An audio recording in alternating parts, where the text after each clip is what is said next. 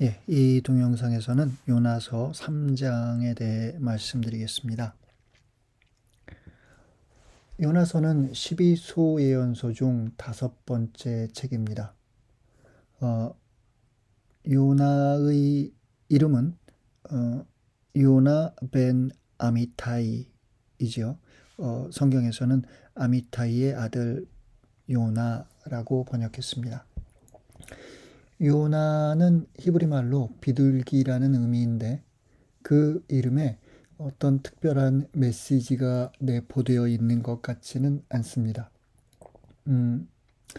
요나라는 이름이 이제 신약에서 나오는데요.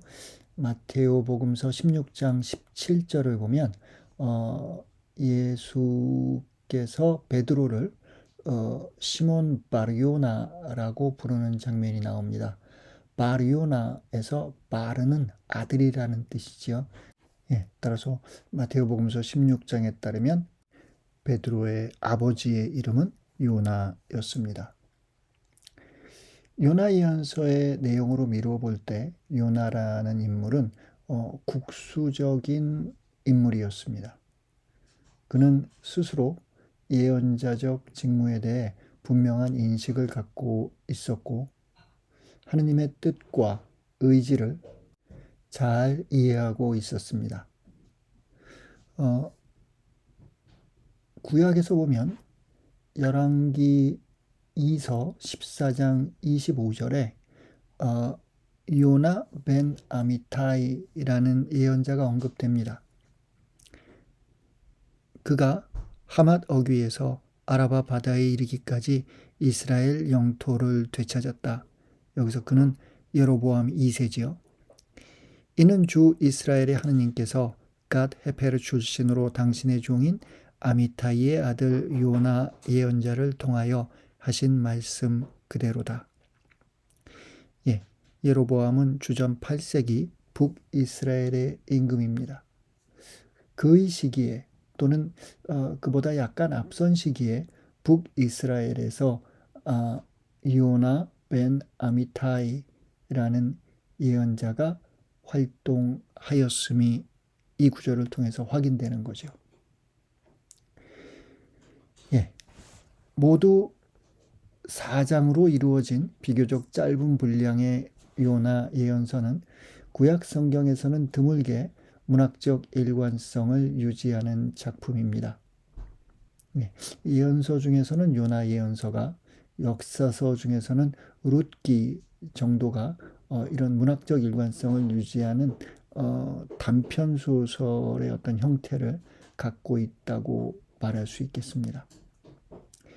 요나 이야기의 서술자는 아시리아의 중심 도시였던 니네베에 대해 과거형으로 기억하고 있습니다.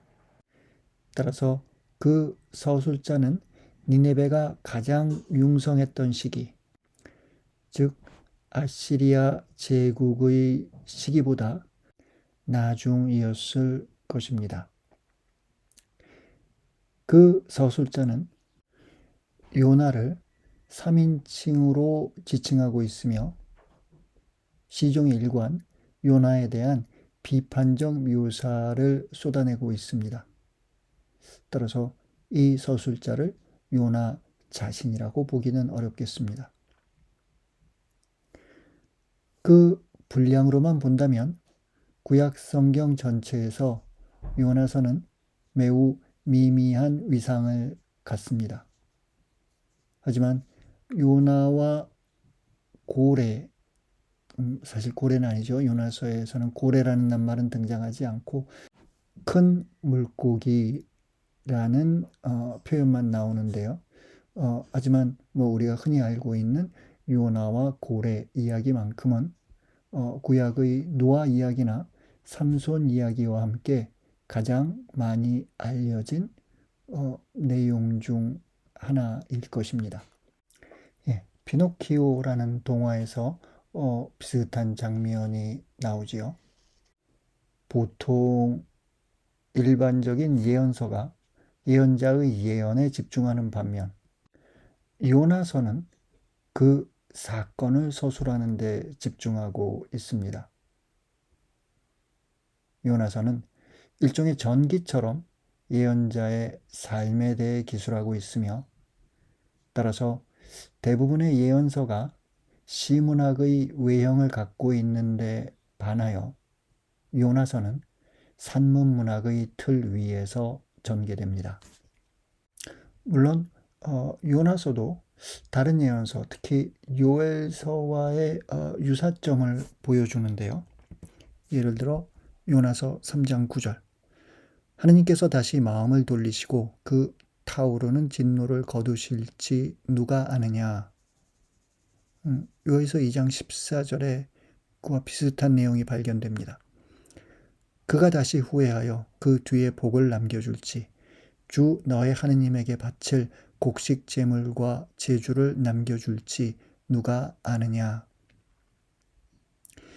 요나서 4장 2절, 저는 당신께서 자비하시고 너그러우신 하느님이시며 분노에 더디시고 자애가 크시며 벌하시다가도 쉬이 마음을 돌리시는 분이시라는 것을 알고 있었습니다. 요엘서 2장 13절, 옷이 아니라 너희 마음을 찢어라. 주 너의 하느님에게 돌아오너라. 그는 너그럽고 자비로우니 분노에 더디고 자애가 큰 이, 재앙을 내리다가도 후회하는 이다. 이렇게 요나서와 요엘서는 비슷한 어휘를 사용하고 또 비슷한 신관을 보여줍니다. 이런 유사성으로 인해 주석가들은 요나와 요엘 사이에 일종의 문학적 의존 관계가 존재하는 것은 아닌가라고 생각하기도 합니다. 하지만 그 관계를 명확하게 규명할 수 있는 것은 아닙니다. 더욱이 하느님께서 심판과 징벌을 계획하시지만 그 대상이 회개한다면 그것을 거두실 수도 있다는 것은 요나서와 요엘서뿐 아니라 예레미야서의 신관이기도 합니다. 예레미야서 18장 7절과 8절, 나는 언제든지 어떤 민족이나 나라든 뽑고 허물고 없애버리겠다고 선언할 수 있다. 그러나 그 민족이 내가 이른 대로 죄악에서 돌아서면 나는 마음을 바꾸어 그들에게 내리려고 하였던 재앙을 거두겠다.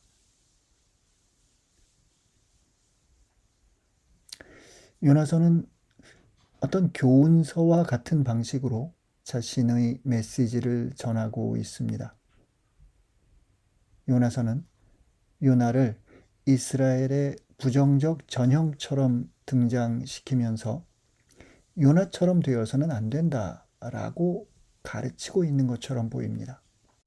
반면에 야훼는 기존의 이스라엘 신학이 이해하고 있었던 것보다 훨씬 더 위대하고 권능에 찬 모습으로, 동시에 자비로운 모습으로 그려집니다.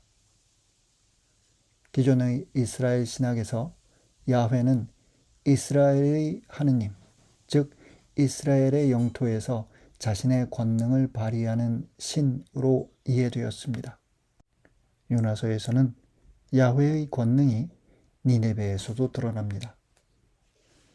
여기서 니네베라는 도시의 신이나 아시리아라는 제국의 신은 언급조차 되지 않습니다. 또한 야훼의 권능은 요나서 2장에 등장하는 큰 물고기조차 압도합니다. 그 큰 물고기는 바다를 관장하는 존재를 표상하는데 그 존재 역시 야훼에게 복종할 뿐입니다. 따라서 야훼는 이스라엘뿐 아니라 온 땅을, 그리고 온 땅뿐 아니라 바다까지도 그의 권능을 펼치는 이스라엘이 알고 있던 것보다 훨씬 더 위대한 하느님이라는 것이죠.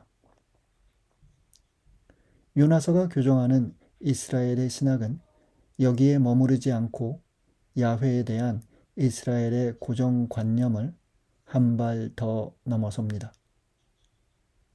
야훼는 이스라엘이 알고 있던 질투하고 복수하는 신이 아니라 자신의 법에 충실한 신이지만, 비록 자신의 법을 어겼을지라도 회개하는 니네베를 벌하지 않는 관대한 신으로 등장합니다.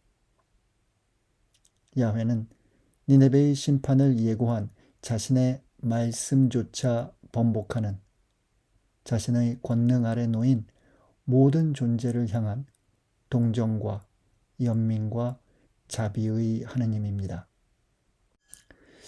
그렇다면 이런 야훼 신관에 대한 보편적 확장이 나오게 된 원인은 무엇일까요? 몇몇 주석가들은 요나서가 에스라, 느헤미야의 엄격하고 국수적인 신관에 대해 비판적 입장을 갖고 쓰여진 작품이라고 설명합니다. 그러나 요나서가 에스라나 느헤미야의 중심 주제인 예루살렘을 중심으로 하는 전래 공동체의 재정비, 종교적 외세의 퇴치, 그리고 이방 민족과의 결혼 등등의 주제에 대해 언급하지 않기에 과연 요나서가 에스라 느헤미야의 대척점에서 쓰여진 작품인가에 대해 의문의 여지가 있다고 보겠습니다. 요나서의 보편신관이 과연 어느 시대, 어느 신학을 극복하고 있는지는 확실치 않지만 요나서 4장 4절과 9절에서 반복되는 질문, 내가 화를 내는 것이 옳으냐? 라는 질문은 야훼 신관의 보편적 확장을 부정하려는 좁은 의미에서의 이스라엘의 선택신앙을 넘어서려는 질문임은 분명합니다. 문학적 관점에서 본다면 요나 예언서는 열왕기 1서 17장부터 19장에 나오는 엘리야, 그리고 열왕기 2서 2장부터 9장에 나오는 엘리사 이야기와 흡사합니다. 하느님의 뜻에 따라 엘리야는 한때 시돈에서, 엘리사는 한때 다마스쿠스에서 활동합니다.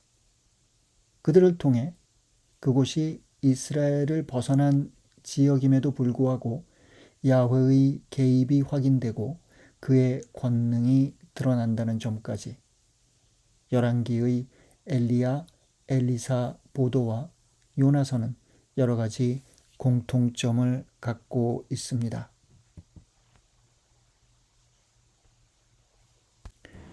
열왕기 1서 17장을 보면 이런 구절이 나오죠. 주님의 말씀이 엘리야에게 내렸다.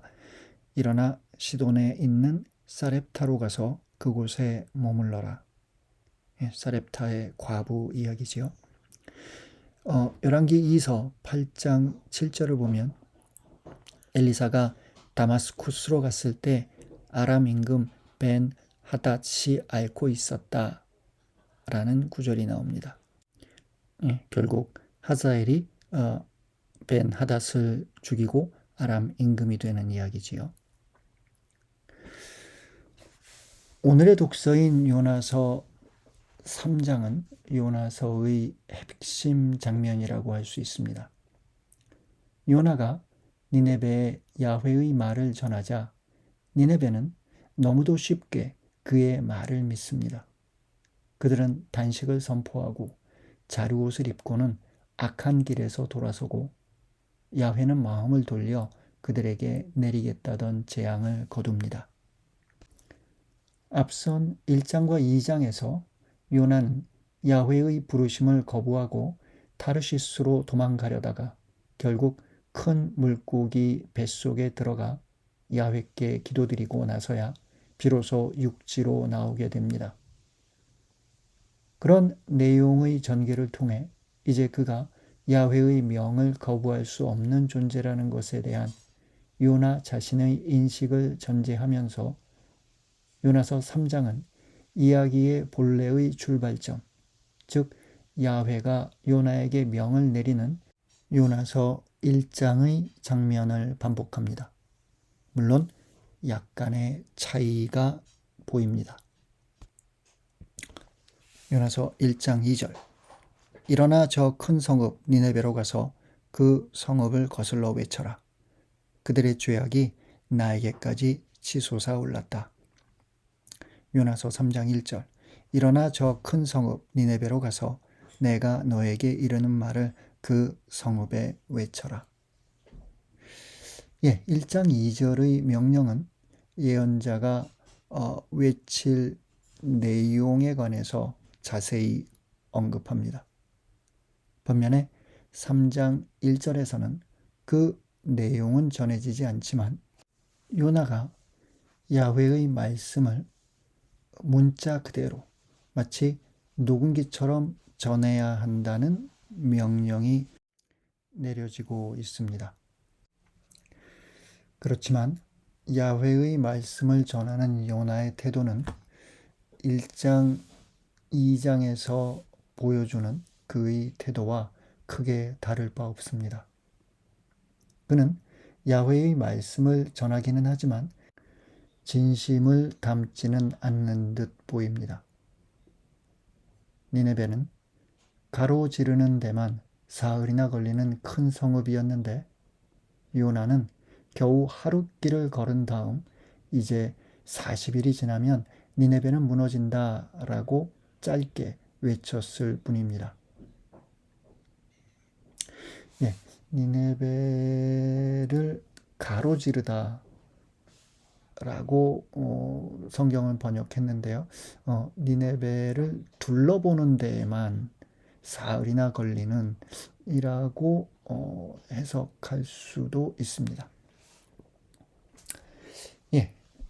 40일이란 심판의 시기이기도 하고 또 속죄와 정화의 시간이기도 합니다. 노아의 방주 이야기에서는 40일 동안 비가 내리고요. 이스라엘은 광야에서 40년을 지내하였습니다. 모세는 시나이산에서 40일을 보내고 엘리야는 40일을 걸어 호렙산에 갑니다. 그렇게 회개할 수 있는 40일의 시간이 니네베에 주어졌다는 것이죠. 이런 요나의 예언에 대한 니네베의 반응은 놀랍습니다. 그들은 즉각적으로 회개의 모습을 보여줍니다. 어느 특정한 계층이 아니라 가장 높은 사람부터 가장 낮은 사람까지를 아우르며 그 절정은 당연하게도 6절 이후부터 등장하는 임금입니다. 그들의 속죄는 단식과 자루옷이라는 두 상징적 행위를 통해 특징 지어지는데 이 두 행위는 모두 비탄에 빠진 인간의 모습을 상징하고 있으며 따라서 신의 동정과 연민을 구하는 모습입니다. 10절에서 하느님은 그들의 회개를 보시고 마음을 돌리십니다. 마음을 돌리다 라는 표현은 창세기 6장에서 하느님께서 인간의 타락과 폭력의 행태를 보시며 세상을 창조하신 것을 후회하셨다라는 표현과도 연관됩니다. 하느님이 세상을 창조하시며 보시니 좋았다라고 하셨는데요. 인간의 죄와 함께 하느님께서는 세상을 창조하신 것을 후회하시기도 하고 그 후회로 인해 세상을 심판하려는 하느님의 마음은 인간의 회개를 통해 돌려질 수도 있습니다. 요나서 3장 10절은 이 점을 섬세한 필체로 서술하고 있습니다. 요나서는 예언서로서 매우 특이한 문학적 양식을 갖고 있고 또 신학적인 면에서 구약성경 전체를 관통하는 중요한 질문들을 던지고 있습니다. 요나서에는 많은 질문들이 던져지죠. 예를 들어 1장 6절 당신은 어찌 이렇게 깊이 잠들 수가 있소? 우리가 죽지 않을 수도 있지 않소? 선원들이 이런 질문들을 던지죠. 요나서 2장에 이제 제가 어찌 당신의 거룩한 성전을 다시 바라볼 수 있겠습니까? 라는 요나의 질문이 나옵니다. 그리고 3장에 하느님께서 다시 마음을 돌리시고 그 타오르는 진노를 거두실지 누가 아느냐? 라는 니네베 임금의 질문이 나옵니다. 4장에서는 내가 화를 내는 것이 옳으냐? 라는 하느님의 질문이 나오고요. 마지막으로 요나서를 마무리하는 질문은 니네베를 내가 어찌 동정하지 않을 수 있겠느냐? 라는 하느님의 질문입니다. 이 질문들은 모두 이스라엘의 신학 내지는 구약의 신학을 관통하는 질문들이라고 할 수 있겠습니다. 구약에서 이스라엘은 자주 하느님께 탄원합니다. 그들은 하느님의 공평하지 못함에 대해 불평합니다. 심지어 법적인 소송의 형식으로 하느님과 옳고 그름을 따지기까지 합니다. 그 모든 탄원과 불평을 통해 이스라엘이 자신의 무죄함을 주장하는 것은 아닙니다. 이스라엘은 자신의 죄로 인해 야훼의 심판을 받는 것이 부당하다고 보지는 않는 것 같습니다. 그러나 그들의 입장에서 볼 때 자신들의 불행이 자신들의 죄 때문이라는 것을 인정하더라도 자신들과 비슷하게 또는 자신들보다 더한 악한 길을 걷고 있는 다른 민족들이 누리는 그런 행운을 이해하기 어려웠습니다. 그래서 이스라엘은 하느님이 불공평하다고 공정하지 못하다고 고발합니다. 이런 문제들의 시발점은 남유다의 멸망과 예루살렘 성전의 파괴 그리고 유배라는 역사적 과정을 통한 신관의 변화에 있습니다. 이스라엘은 야훼를 이스라엘의 민족신으로 바라보는 신관에서 유배를 거치며 보편신관으로의 신학적 도약에 성공하지만 기존의 선민의식이 아직 완전히 해소된 것은 아니었던 것 같습니다.